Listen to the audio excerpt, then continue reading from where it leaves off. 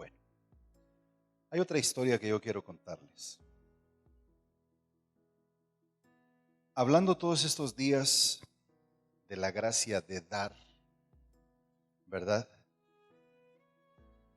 Hay una historia que parece, quizá a los ojos de algunos, injusta, pero viéndola con los ojos de Dios, no puede ser injusta, sino más bien muy, muy justa. Nosotros podemos hablar de la ley y podemos hablar de todos los mandamientos que Dios le dio a Moisés para dárselos al pueblo de Israel. Y entonces nosotros, cuando miramos todas esas ordenanzas, es porque Dios es un Dios bueno que quiere que todas las cosas le funcione bien a la gente. Lamentablemente, cuando la gente no obedece esos mandamientos, cuando la gente no obedece lo que Dios ordena, las cosas comienzan a salir, ¿cómo? Mal, comienza a salir todo mal. Bueno, entonces, aunque nosotros no somos judíos, no descendemos biológicamente de Abraham, sí somos sus hijos. Somos sus hijos mediante la fe, porque todos los que hemos creído a la manera de Abraham, somos hijos por medio de la fe. Amén, hermanos. Así que usted puede decir, no, mi papá se llama Pancho. Bueno, mediante la fe su papá no se llama Pancho, se llama Abraham. Y su verdadero padre, aunque su padre biológico sea Pancho también, su verdadero padre es Dios. Amén, hermanos, por eso le llamamos Padre Celestial. Entonces nuestro Padre Celestial, cuando en la época de los patriarcas, mira la necesidad de que ya las personas no estén edificando un altar en cualquier lugar, en cualquier parte como la gente pagana, les comienza a dar las ordenanzas de hacerse un tabernáculo y después de hacer un templo. Amén. Pero resulta que de 12 tribus, diga conmigo 12 tribus, cuando entran a la tierra prometida, a esa tierra de Canaán, la tierra que fluye leche y miel, empiezan a repartir la tierra y de 12 tribus, solamente a 11 les reparten el país. ¿Suena justo o suena injusto? ¿Suena justo o suena injusto? ¿Cómo suena? ¿Por qué a la otra tribu no le dieron? No, ¿por qué no le dieron? Tiene que haber una razón por la cual no le dieron, no solamente porque nos puede resultar injusto. Oiga bien, no es que no lo hayan tomado en cuenta. Lo que pasa es que Dios tenía otro plan para esa tribu. Dios determinó que de las 12 tribus, al haber ya un tabernáculo de reunión, alguien tendría que dedicarse a la cuestión del servicio en el santuario. De tal manera que a la tribu a la que no se le dio heredad en el país, a la cual no se le dio una porción de tierra, se le dio que se dedicaran al trabajo en el tabernáculo de reunión. Amén, hermanos. Y Dios dijo, yo soy su herencia, yo soy su porción, aunque no tienen heredad sobre la tierra, su heredad soy yo. Fíjese muy bien. Entonces, de aquí es que nosotros tenemos que aprender un poquito acerca de la cuestión del servicio sacerdotal, porque de todas las tribus, Dios escogió a la tribu de Leví, diga conmigo, tribu de Leví, otra vez tribu de Leví, y de esa tribu de Leví Dios escogió para sacar de ahí sacerdotes, para sacar de ahí sumos sacerdotes y para sacar de toda esa tribu gente que sirviera en el tabernáculo de reunión. Amén, hermanos. Ok. Eso sucedió durante mucho, mucho tiempo, desde Moisés hasta que llegó nuestro Señor Jesucristo y aún 70 años después. Porque acuérdense que el templo no fue destruido inmediatamente. Jesucristo profetizó que de ese templo no iba a quedar piedra sobre piedra porque iba a ser derribado. Entonces, el servicio en el templo duró mucho tiempo. Pero, ¿qué sucede? ¿A qué se iba a dedicar entonces el resto de las tribus? Obviamente, a labrar la tierra, a hacerla producir, a criar ganado y todo lo que se pudiera hacer en la tierra. Amén, hermanos. Dios dispuso que cada una de esas tribus tomara el 10%, óigame bien, el 10% de todo lo que ellos ganaban, de todo lo que ellos producían, para traerlo al templo y dárselo a la tribu de Leví. Amén. Ahora dígame, ¿resulta justo o resulta injusto? ¿Cómo resulta? Ahora les va a parecer un poquito injusto. Fíjense bien. Porque está bien, esa tribu no tenía heredad, no tenía tierras, no tenía cómo cultivarlas, no tenía ganado, pero todas las otras 11 tribus, si traían el 10%, al final del día, ¿cuánto tenía la tribu de Leví? No, el 110%. Ahora, ¿cómo los que no tenían, ahora tienen 10% más o 20% más que los demás? ¿Cuánto? ¿Cuánto? ¿Cuánto? ¿Qué? ¿No fueron a la escuela? Sí, pero no más pasamos por ahí. A ver, de un 100%, diga conmigo 100%, de un 100% que ganaban todas las tribus, si cada una de ellas dispone un 10% para traerlo a los levitas, porque ellos no se pueden dedicar a otra cosa más que al servicio del templo, por favor vaya tomando nota y ponga mucha atención. O sea, porque Dios de ninguna manera es un Dios injusto, Dios siempre es justo, no hay nadie más justo que Dios. Entonces, primero pareciera injusto que a esta tribu no le dan porción de heredad sobre la tierra. Toda la tierra, todo el país lo reparten entre 11 tribus. Pero Dios dijo, yo soy la herencia de la tribu de Leví. Yo soy su porción y todo lo que es mío es de la tribu de Leví. Entonces, bueno, cada una de las tribus de ese 100% toma un 10%, se lo trae a la tribu de Leví. ¿Cuánto tiene al final la tribu de Leví? Un 110%. ¿Con cuánto se quedaba cada tribu? Con un 90%. Entonces resulta siempre que Dios paga mejor a los que le sirven. Dios siempre va a pagarle bien a los que le sirven. Solamente que mucha gente hoy en día se ha vuelto gente asalariada y le sirven más a Dios no por el amor, no por la gratitud, sino por el salario. ¿Sí? He oído tantos predicadores que un pastor no debe de tomar los diezmos, no debe de tomar las ofrendas, que lo que hay que ponerle es un salario. ¿Y entonces en qué están convirtiendo a los pastores?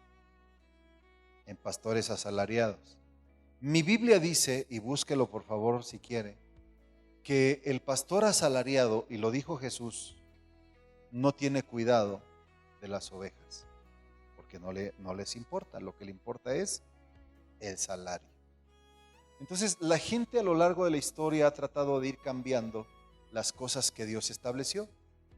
Si ese ejemplo del sacerdocio levítico o del sacerdocio arónico, como se le conoce, porque de la tribu de Leví es que descienden todos los sacerdotes, y hasta hoy día, si usted mira a Israel, si algún día tienen la oportunidad de ir a Jerusalén, Usted le pueden preguntar a cualquier rabino que esté ahí si cualquiera de las tribus, por ejemplo la tribu de Rubén, la tribu de Dan, podrían servir en el templo que se va a reconstruir. ¿Sabe qué le van a decir? La respuesta es que no, porque hasta el día de hoy, y ellos lo tienen como un mandamiento eterno, solamente la tribu de Leví puede servir en el santuario.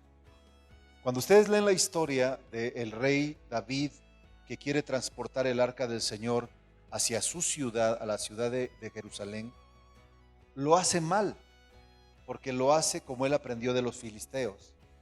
Pone el arca en un carro nuevo, la van guiando personas que no son levitas, y un hombre de ellos, que se llama Usa, cuando los bueyes casi voltean el arca, él trata de detener el arca y cuando la toca cae muerto. ¿Y saben por qué cayó muerto?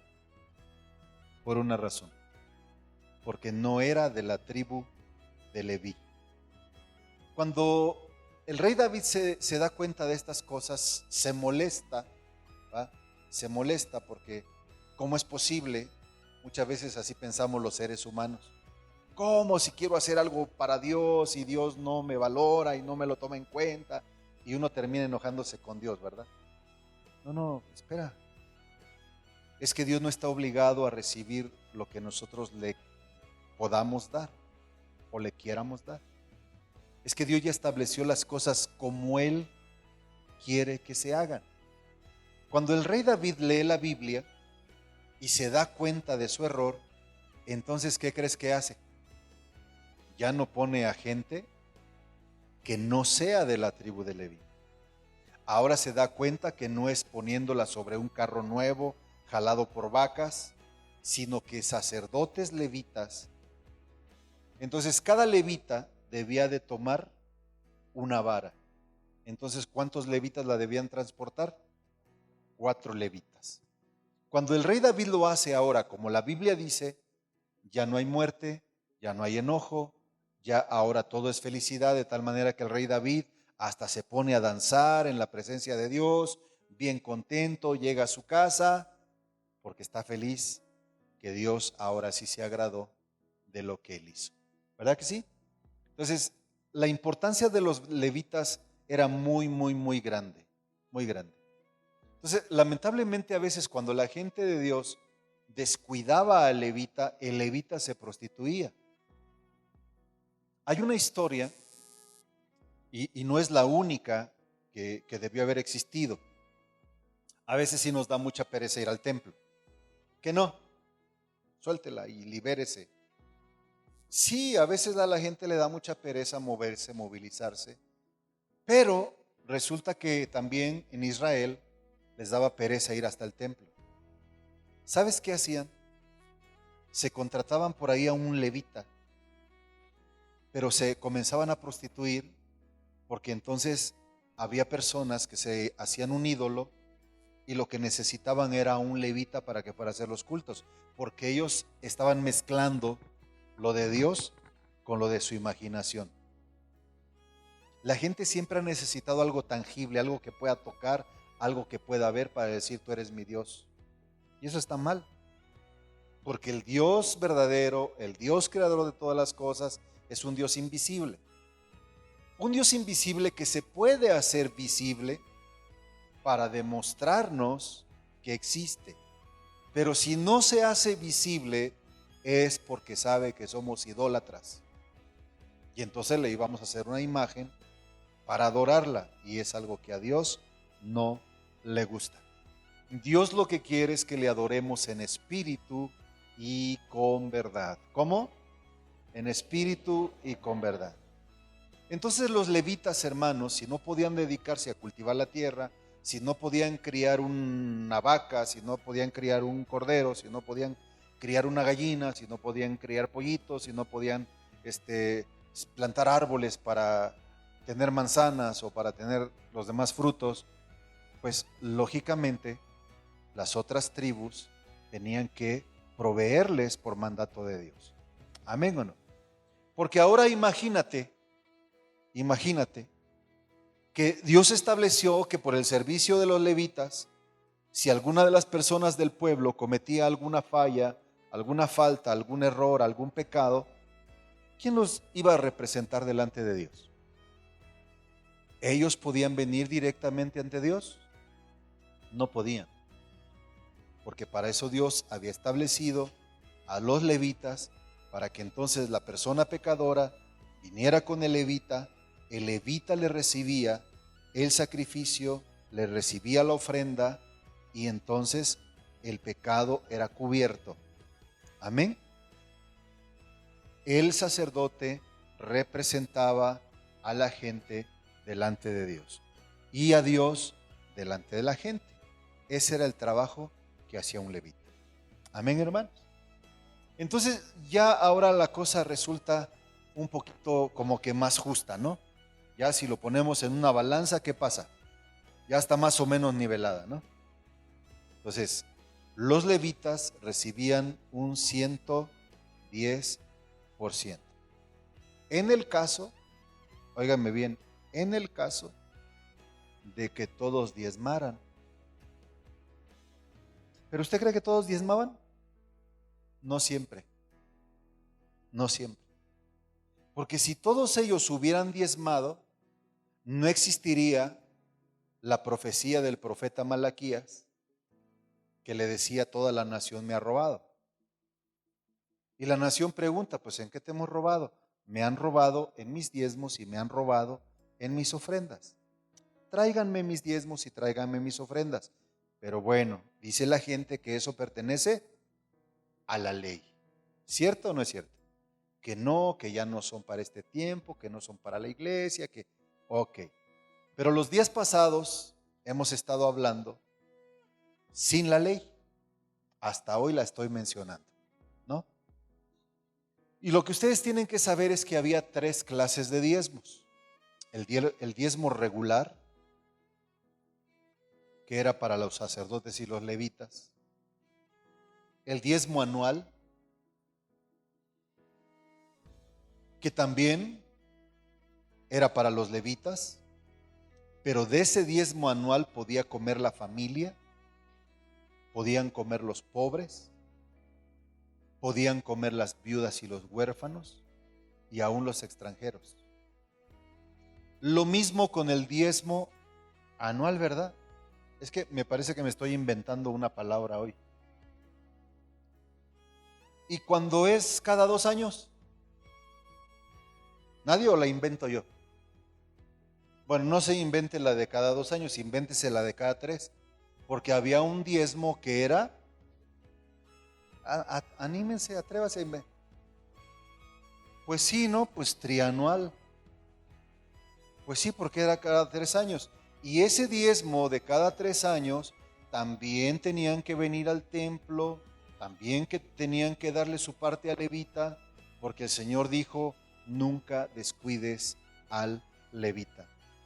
No pierdamos el hilo de la enseñanza de la gracia de dar. Les voy a explicar el día domingo, porque finalmente vamos a terminar con esta cuestión de la gracia de dar. ¿Sale? ¿Por qué nosotros no estamos bajo la ley? ¿Y por qué nosotros no estamos bajo el sacerdocio de Aarón ni bajo el sacerdocio levítico? Nosotros estamos bajo otro sacerdocio. Lo hemos hablado así superficialmente, pero el día domingo vamos a profundizar. Amén. Le voy a dar una serie de citas bíblicas, porque la gente que está en contra de que, pues como de plano ya dijimos, ¿verdad? Sí es cierto que hay pastores ladrones. Sí es cierto que hay muchos hombres que aparentan ser hombres de Dios y que lo único que quieren es sacarle en realidad el dinero a la gente.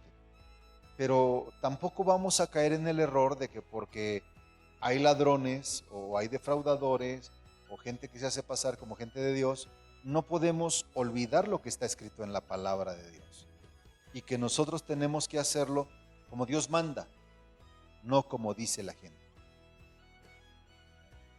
¿Cómo lo tenemos que hacer? ¿O como dice la gente? Bueno, entonces lo que Dios manda está aquí en la Biblia. Así que en Levítico 27:30, porque hay algunos que dicen que los israelitas, que los judíos no daban dinero. Dice que lo que daban lo daban en especie, es decir, traían el trigo, traían la cebada, traían las uvas, traían los borregos, traían las palomas, pero que nunca traían dinero al templo. ¿Usted qué cree, que es cierto o que no es cierto? ¿Sí traían dinero o no traían dinero? Mire, y el diezmo de la tierra, así de la simiente de la tierra como del fruto de los árboles, ¿de quién es?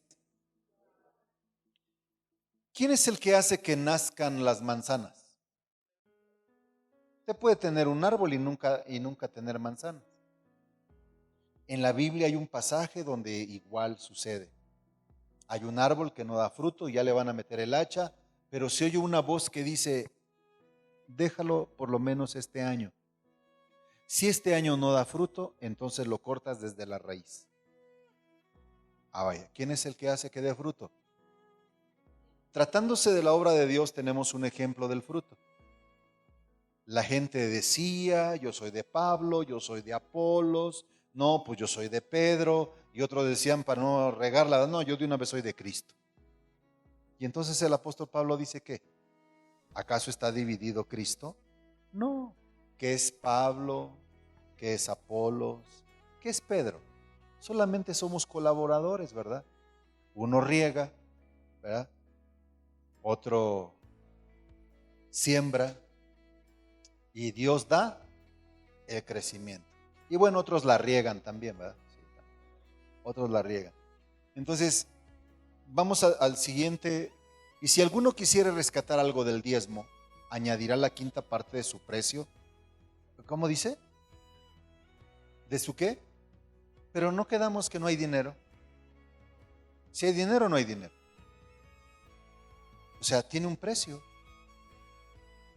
Siguiente. Y todo diezmo de vacas o de ovejas, de todo lo que pasa debajo de la vara, el diezmo será para quién. Y todo lo de Jehová, ¿de quién era? Ah, si no le queda, ahorita les voy a llevar al versículo que dice que es de los levitas. Va. Siguiente. No mirará si es bueno, si es malo, ni lo cambiará. Y si lo cambiare, tanto él como el que se dio en cambio serán cosas sagradas y no podrán ser rescatados. Amén. Sigue. Estos son los mandamientos de quién. Claro, y todos van a decir, no, es que eso se los dio a Israel. Muy bien. Ahorita lo que estamos viendo es la ley. Lo que Dios dijo para los que están bajo la ley. Amén. Ok, para que tampoco vamos a ignorar la ley. Amén, hermanos. Ok, Números 18:21. He aquí, yo he dado a los hijos de Leví, ¿qué cosa? Bueno, a ver, ¿de quién son los diezmos? ¿Del Señor o de Leví? ¿O de ambos? Son de Dios. Pero Dios decidió dárselos a Leví. A Leví por una razón, porque no le dio tierra, ¿sí? Cuando fue la repartición, y sí le dio lo que era de Dios, para que ellos pudieran dedicarse a trabajar en la obra de Dios. ¿Va comprendiendo? Amén, hermanos. Mire, a mí me da tanta pena, créame, yo soy una persona que inicié el ministerio siendo empresario y no tenía absolutamente necesidad de que nadie me trajera una ofrenda ni que nadie me diera un diezmo. Es más, muchas veces dije, no, disculpe, póngalo ahí en el arca. Y todos los diezmos y todas las ofrendas se le entregaban a mi pastor. ¿Sale? Y mi pastor me daba a mí el diezmo de todo. Bueno, a lo mejor ustedes no lo comprenden, pero desde ahí Dios estaba profetizando que algún día yo tendría que ser mayor que mi pastor, porque el mayor es el que bendice al menor y el menor es el que entrega los diezmos, así como lo vimos en el caso de Melquisedec. Mire pues, yo le he dado a los hijos de Leví todos los diezmos en Israel por heredad, por su ministerio, por cuanto ellos sirven en el ministerio del tabernáculo de reunión. Y después servían en el templo. Entonces todo lo que llegaba al templo, ¿a quién le pertenecía? A los levitas. Ya fueran los sacerdotes, el sumo sacerdote y los que armaban y desarmaban el tabernáculo, los que limpiaban el templo, los que hacían el sacrificio, ¿verdad? ¿Amén o no? Ok. Mire el por qué. A ver, vamos a ver. Dice, y no se acercarán más los hijos de Israel al tabernáculo de reunión para que no lleven pecado por el cual mueran. La paga del pecado es muerte. Mas los levitas harán el servicio del tabernáculo de reunión y ellos llevarán su iniquidad, estatuto perpetuo para vuestros descendientes y no poseerán heredad entre los hijos de Israel. ¿Por qué? Porque a los levitas les he dado por heredad los diezmos de los hijos de Israel que ofrecerán a Jehová en ofrenda, por lo cual les he dicho, entre los hijos de Israel no poseerán heredad. El Señor era su heredad. El Señor era su porción. El Señor era su salario. Entonces, vayamos a ver otro pasaje rapidito. A ver, busque Deuteronomio, mejor Deuteronomio 26. Deuteronomio 26. ¿Estás ahí? Bueno, aquí estamos comprobando el diezmo de cada 3 años. Ahora Deuteronomio 14, 22. Vamos a ver el diezmo anual. Indefectiblemente diezmarás todo el producto del grano que rindiere tu campo. ¿Cada qué? Cada año. Siguiente. Y comerás delante de Jehová tu Dios en el lugar que él escogiere para poner ahí su nombre, el diezmo de tu grano, de tu vino, de tu aceite y de las primicias de tus manadas y tus ganados, para que aprendas a temer a Jehová tu Dios todos los días. Fíjese bien. Léalo fuerte. Fuerte, fuerte.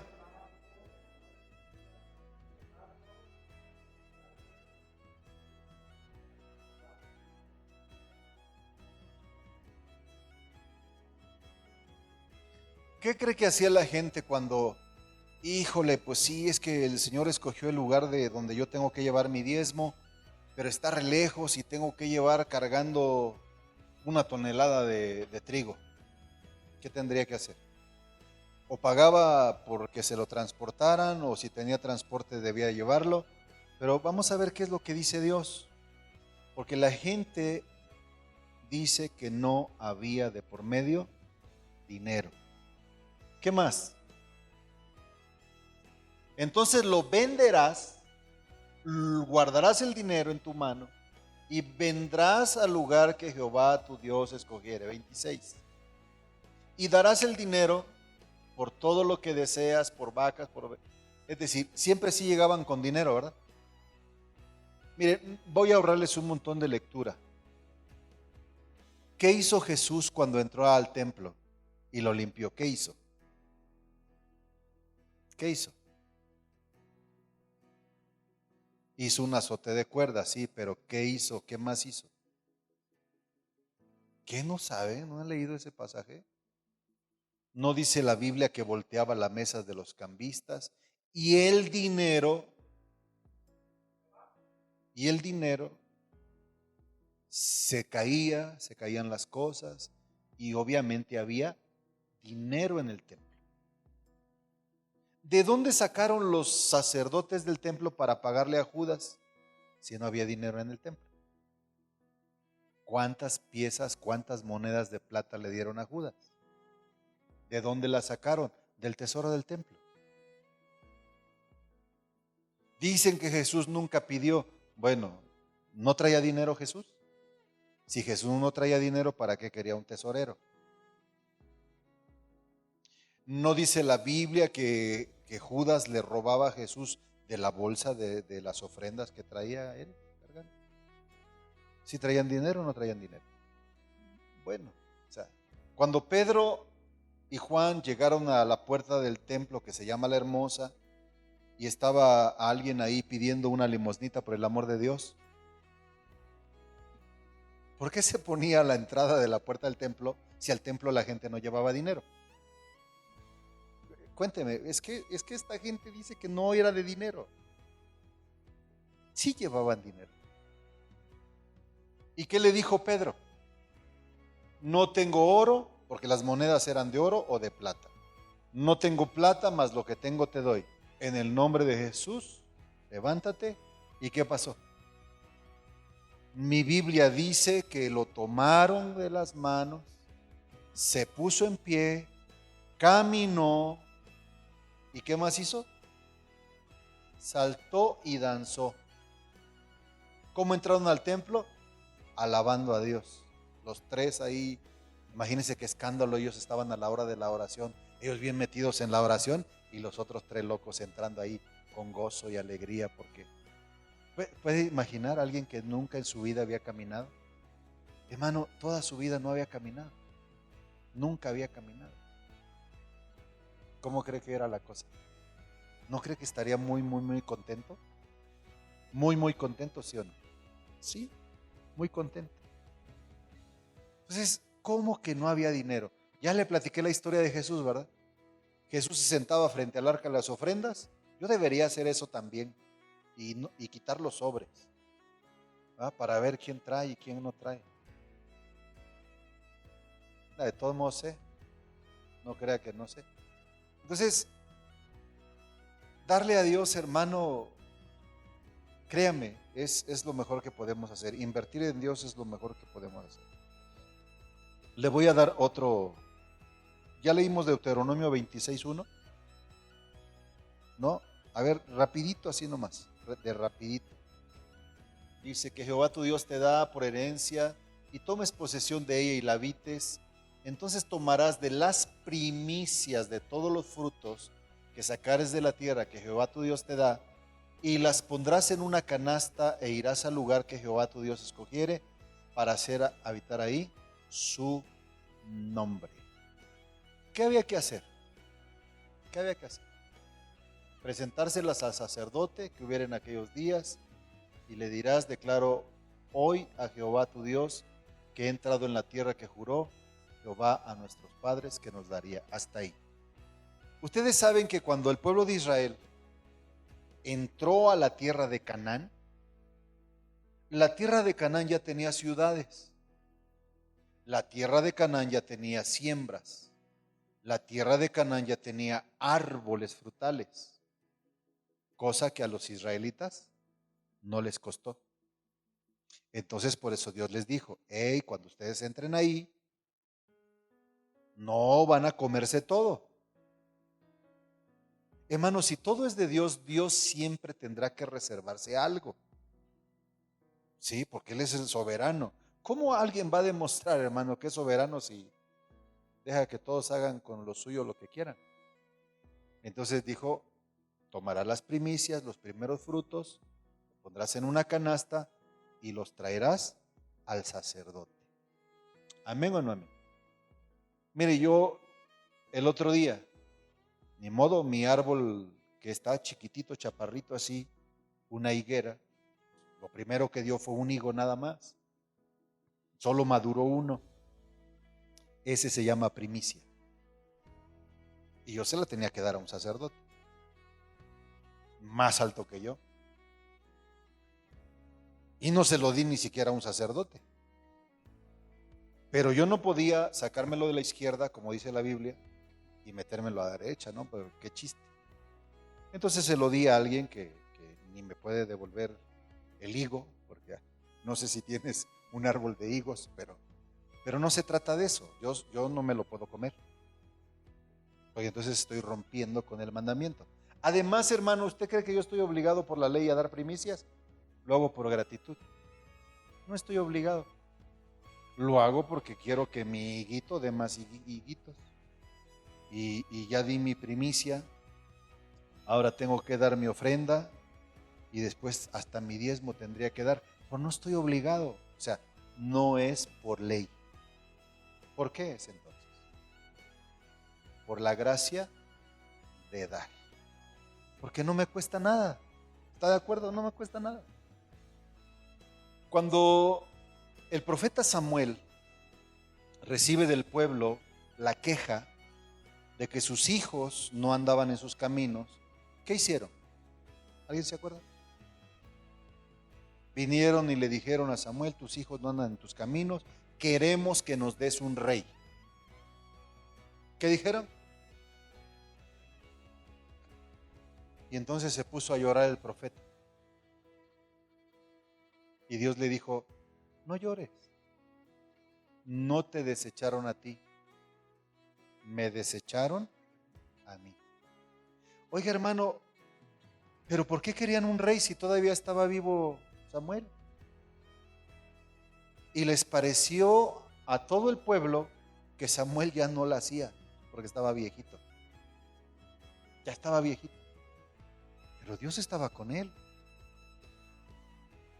Y entonces miren la que se metieron, ¿eh? Dios le dijo: no, espérate, no. Si no te están desechando a ti por estar viejito, me están desechando a mí. Porque yo soy el que gobierno a través de ti. Si a ellos les parece mal que tú pusieras a tus hijos, aunque no lo hagan bien, bueno, pero te tienen a ti que lo haces bien. Es porque te desprecian. Dales el rey, les dijo. Dales lo que piden. ¿Y qué cree? Con la advertencia: el rey va a tomar tus diezmos ahora. ¿Y por qué los diezmos? ¿Por qué diezmos? O sea, ¿qué tiene que ver la palabra diezmos en todo este asunto? Ahora, a ella no está la ley. Ya no es por ley.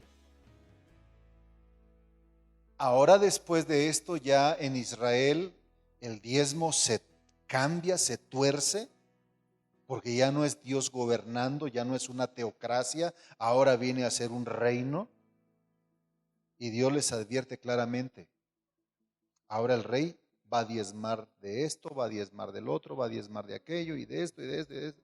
Y ahora también el rey va a tomar a sus muchachas para hacerlas sus sirvientas, va a tomar a sus muchachos para hacerlos sus soldados, y va a tomar al rey todo lo que quiera tomar de ustedes, y después no se quejen.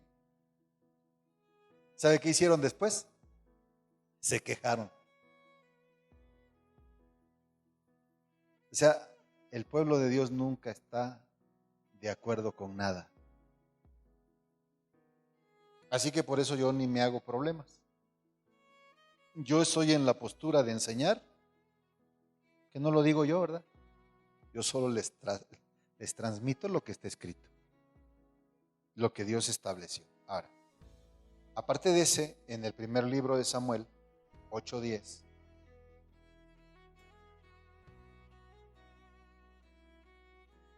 también se pone el diezmo como un tributo, como un impuesto. Primer libro de Samuel, 8:10. 11.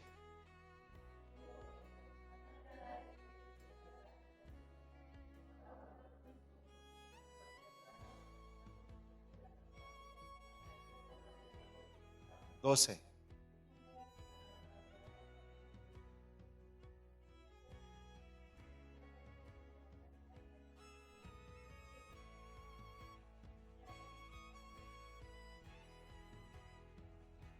Trece.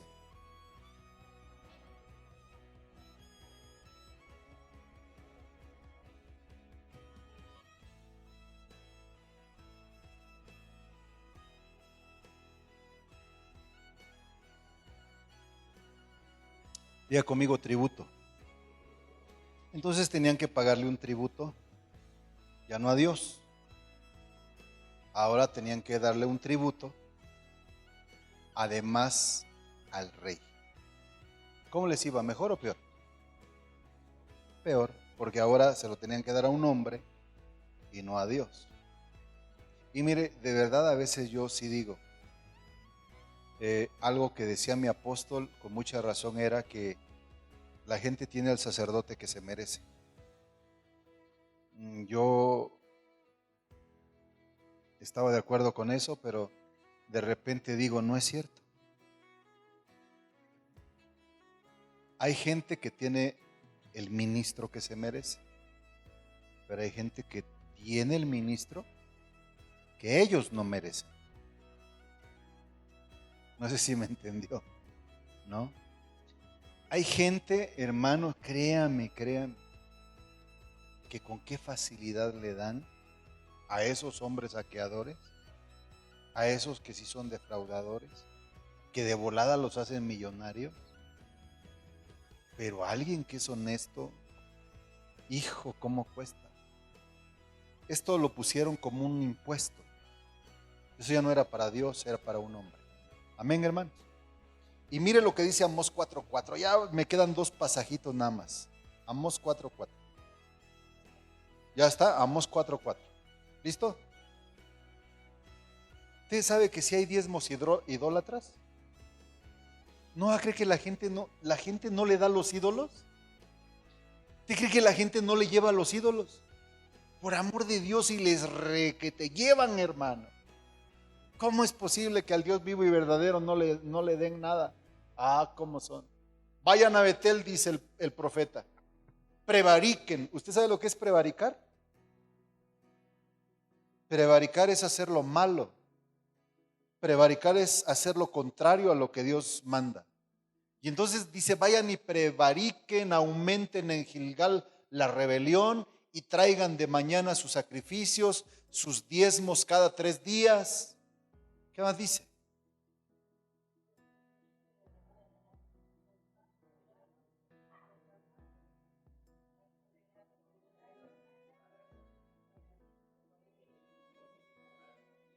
Mire, ¿quién lo está diciendo? ¿Quién lo está diciendo? ¿Y sabe qué había en Gilgal? Unas vacas que el pueblo de Israel adoraba, hermano. Y Dios Dios sí se pone molesto, ¿eh? A ver, ¿no me quieren dar a mí? Bueno, entonces vayan y denle a las vacas. En serio, ¿eh? Y llévenle sus ofrendas y llévenle sus diezmos, publiquen sus ofrendas voluntarias, pues así lo quieren, hijos de Israel, dice Jehová el Señor. El que sigue. Les hice estar a diente limpio en todas vuestras ciudades, y hubo falta de pan en todos vuestros pueblos, mas no os volvisteis a mí, dice Jehová. El Señor está dando a entender, yo les he dado todo, pero ustedes no se convierten a mí. Prefieren la idolatría. 2 vacas había allá en Gilgal y otras en Betel. Y en vez de ir al templo de Dios a adorar, pues se iban a donde les quedaba más cerquita. Así que próximo culto le voy a hablar del cambio de sacerdocio. Nosotros no estamos bajo la ley, no estamos en el sacerdocio de Aarón, no estamos en el sacerdocio de Leví, sino de Melquisedec, pero se lo voy a decir con la Biblia. Amén, hermanos. Así que diga conmigo, la gracia de dar. Otra vez, la gracia de dar. Dando es como se recibe, no al contrario. Amén, hermano. Bueno. Entonces, ore conmigo, por favor. Padre, te damos gracias por tu palabra.